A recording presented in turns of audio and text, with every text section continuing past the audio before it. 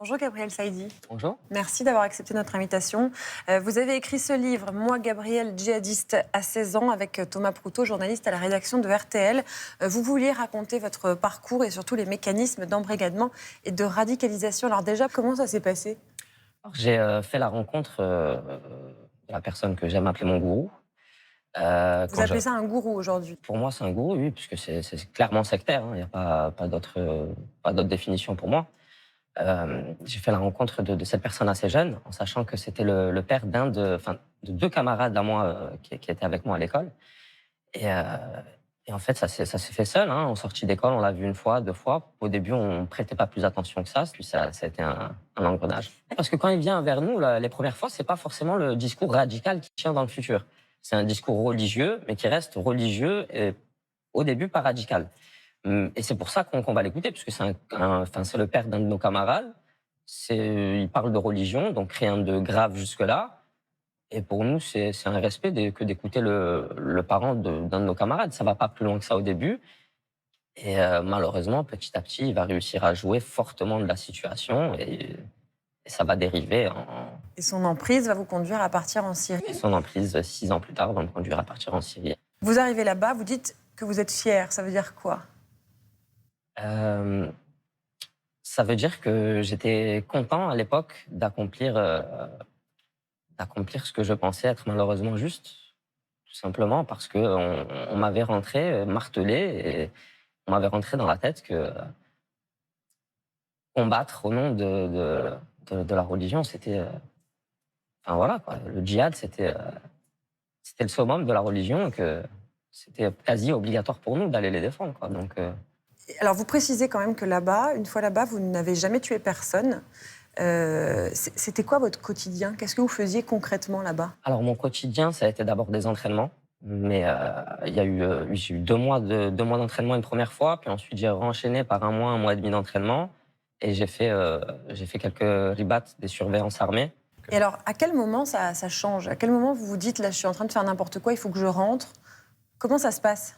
Alors ça va aller étape par étape. Alors il faut savoir que j'ai toujours eu un contact avec mon père lors de Oui, c'est ça, mon. vous parlez beaucoup avec votre Je père, parle beaucoup avec mon père. et c'est lui qui, petit à petit, va vous dire, faut peut-être que tu laisses tomber. Alors, il est allé doucement. Il est pas allé directement dans ce chemin-là parce que je suis même sûr que je ne l'aurais certainement pas suivi à l'époque.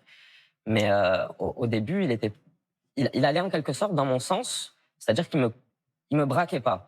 Il a toujours fait en sorte de pas me braquer parce qu'il savait très bien que s'il tenait un discours radical comme moi j'aurais pu l'avoir, mais à l'opposé, eh ben, Ça n'allait pas marcher. ça allait pas marcher. Donc ce qu'il a fait, c'est qu'il a fait avec malice, tout doucement, jusqu'à que j'ai rencontré un problème, j'ai été blessé. Et à ce moment-là, les conversations se sont intensifiées avec mon père. Et c'est là qu'il a commencé à placer les bons mots, les bonnes phrases. Vous dire de rentrer. Et pour au final me demander, pas forcément me dire de rentrer, mais me dissuader que la cause entre guillemets que j'avais embrassée était la bonne, quoi.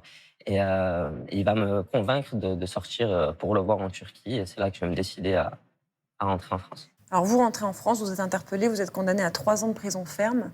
Vous avez été incarcéré combien de temps exactement? 3 ans. 3 ans. Est-ce que aujourd'hui, comment ça se passe aujourd'hui? Est-ce que vous vous soignez? Est-ce que vous êtes suivi? Comment ça se passe? Alors j'ai un suivi psychologique. Bon là d'ailleurs ça fait peut-être 3 mois que j'ai pas vu mon psychologue, mais j'ai un suivi psychologique depuis la détention en fait. J'ai toujours eu un suivi psychologique. Est-ce que vous comprenez aujourd'hui que votre récit peut ne pas plaire, peut déplaire à certaines personnes? Bien sûr, j'entends que tout le monde ne peut pas être prêt à lire les explications d'un ex-terroriste, ce sont les mots, d'un ex-djihadiste. Donc Vous êtes toujours fiché S aujourd'hui? je pense que oui, fichier S surveillé, en tout cas ça c'est une certitude. Et j'espère que ça restera le cas, parce que si c'est pas le cas, ça veut dire que Pourquoi vous dites ça? Vous avez envie d'être surveillé? pas forcément pour moi, mais si demain je ne suis plus surveillé, ça veut dire que d'autres ne le sont plus non plus.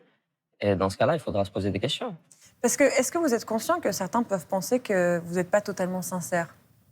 Bien sûr, c'est en partie les raisons pour lesquelles je garde l'anonymat aussi, pour pas qu'on puisse dire que que je me sers de ce bouquin, en quelque sorte, pour prouver une quelconque sincérité. Vous avez dû convaincre des gens en rentrant, vous savez, je suis plus le même, je ne vais pas faire de bêtises. Vos proches, par exemple? Oh, non, mes proches, je pense qu'ils l'ont vu, ils l'ont assez vite compris. Et puis ils m'ont toujours soutenu de toute façon. Et puis, hormis un combat judiciaire sur lequel j'ai dû prouver, ce qui est tout à fait normal, j'ai pas eu d'autres problèmes. Je me préoccupe pas je me préoccupe pas du regard extérieur. Je m'occupe de moi, de ma vie, de ma famille. Et si je peux aider avec le parcours que j'ai eu, Alors justement, qu'est-ce que vous faites pour aider là maintenant? j'ai été contacté par des associations, par une association en particulier. Donc j'ai eu l'honneur de pouvoir intervenir devant des personnes concernées par le terrorisme. Je ne peux pas entrer plus dans les détails. Ils vous écoutent parce que vous êtes parti en Syrie. Oui. Il y a ce bagage-là qui fait qu'ils vous prennent au sérieux, en fait. Oui. Donc ça marche? Vous Ça les marche. aidez? Vous sentez que vous les aidez? J'espère. Oui, en tout cas, je sens que ça a une utilité. Je suis sûr de l'utilité.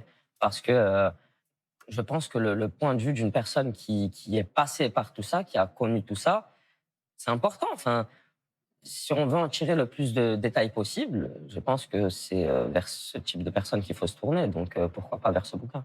Merci beaucoup, Gabriel Saidi. Je à rappelle vous. que vous publiez avec Thomas Proutot, Moi, Gabriel djihadiste à 16 ans, Comment j'ai renoncé à la haine.